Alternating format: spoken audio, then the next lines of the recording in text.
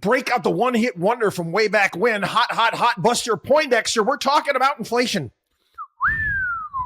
Yeah. Numbers pretty hot, to say the least here. Let's go through some of this. Index for shelter up 0.4%. That accounted for 30% of the monthly all items increase. Energy up 1.1%. Food up. Food at home up 0.5. Yep, meats, poultry, fish, eggs up 1.9%. Food away from home. Non-alcoholic beverages increased 2.2%. Again, this is, you guys paying attention that the Federal Reserve really doesn't know much. All eyes today. Again, like yesterday, Jay Powell is there in Congress and they're asking him questions. Wasn't that long ago, they lowered interest rates by another 50 basis points, total of 100 basis points. What have we seen since then? Well, I'm going to tell you what we're going to see moving forward when it comes to the news. This inflation number, this hot inflation number, is going to be put squarely at the feet of Donald Trump. Again, this is a January print. Donald Trump got sworn in on January 20th. Okay. And again, they're going to say, well, it's the reason why is people are raising prices because they're thinking about tariffs moving forward and all of this stuff that's going on. Right. Sure. Again, you can't trust anything, any of the numbers that come out of the government. You talk about whether it be the jobs numbers, whether it be the inflation numbers, they're always tinkering with these things. And I do believe, and we alluded to it at the time, that, the Fed lowering interest rates based upon the numbers that were available, much of which I think was a bit of a fugazi, didn't really make any sense. He was almost giving contradictory statements at that point in time. But then again, we were told that no, the Fed never gets involved in politics. Bullshit. Okay. Excuse me. Yeah. Bullshit. Yeah. Whoops. Sorry again. Anyway, let's just go over the past 4 years. Medical care up 9.1%. Apparel up 9.3%. New cars up 19%. Used cars up 21.5%. Food at home up 23.2%. Shelter up 24.7%. Food away from home 25%. Electricity 29.6%. Gas and utilities up 33.6%.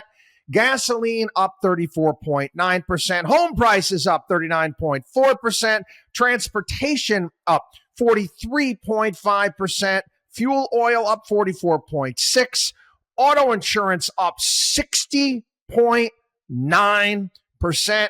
And eggs up 238%. Actually, it was funny. One of Obama's economists, Jason Furman. And Jason has been teetering around the edges for the past several years under Biden.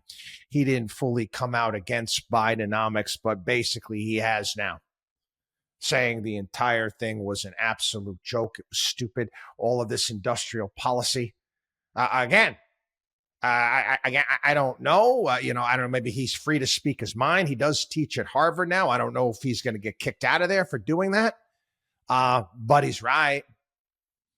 The reality of our situation, and this is the reality of Donald Trump, and he's going to have to handle this, and he's going to have to get out in front of this right away. It ain't coming down anytime soon. Okay.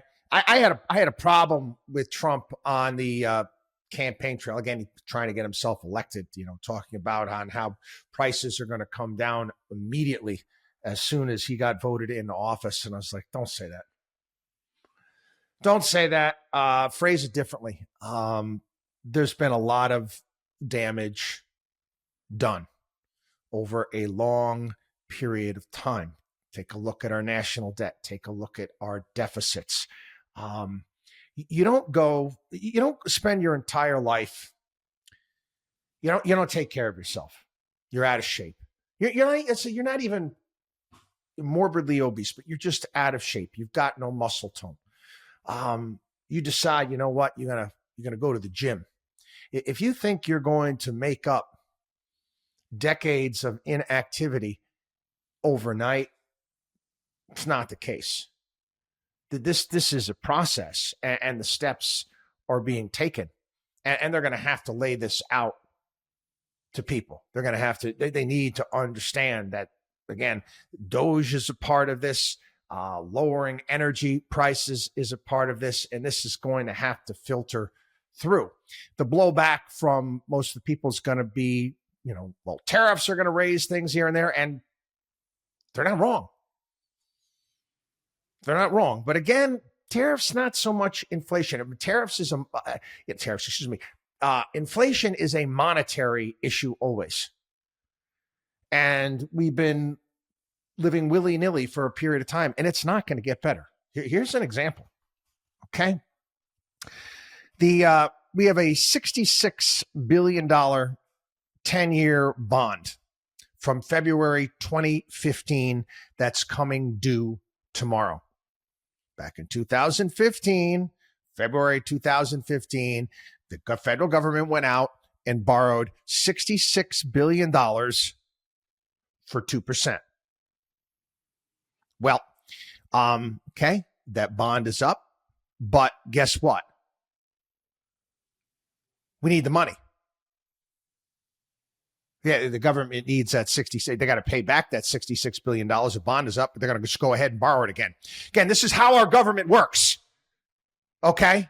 Essentially, using one credit card to pay off another credit card. So the one credit card that you have to pay off, well, it's $66 billion. It was paying 2% for 10 years.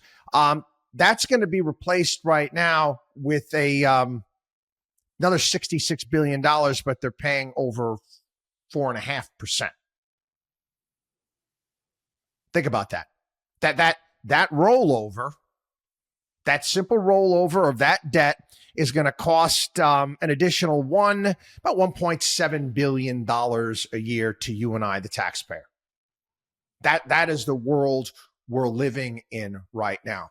I try my best to explain it here on the show, but honestly, people need to go out. Politicians, if you care about this, you have to explain this to the American people. And I know, you got a lot of idiots out there. Oh, it's not as short.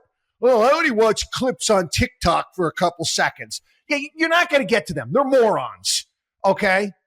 But you have to reach out to the people that haven't been, floated into that area of moron, the moron arena there. You have to explain this to people. This is what's going on. We're refinancing debt that were at very, very low rates not long ago at much, much higher rates, which is going to cost us a hell of a lot more. So we need to get this spending in check. We need to get our deficit down. This has to stop. There's nothing the Federal Reserve can do. Nothing. There's no magic here to make inflation go down unless we cut spending. WatchDog on WallStreet.com.